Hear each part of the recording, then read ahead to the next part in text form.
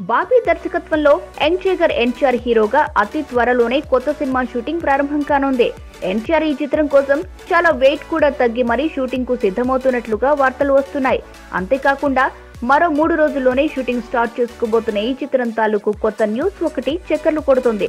కళ్యాణ్ రామ్ నిర్మాణంలో తెరకెక్కుతున్న ఈ చిత్రానికి ఇప్పటికే జైలవ్ కుశ అనే టైటిల్ ను పరిశీలిస్తున్నట్లు వార్తలు వెలువడిన విషయం తెలిసిందే.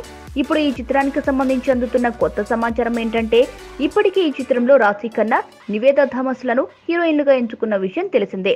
ఇప్పుడు వీరిద్దరూ సరిపోరేమో అన్నట్లుగా మరో స్టార్ హీరోయిన్ కూడా ఓ కీలకమైన చిన్న పాత్ర కోసం తీసుకోనున్నట్లు అందుతున్న సమాచారాన్ని బట్టి తెలుస్తోంది. ఆ హీరోయిన్ కూడా ఎవరనే విషయం తెలిసిపోయింది.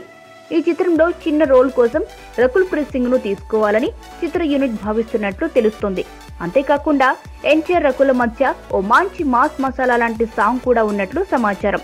మొత్తానికి ఇక రకుల్ పాప ఐటమ్ సాంగ్ తో యంగ్ టైగర్ యమాయమాగా రెచ్చిపోతాడన్నమాట.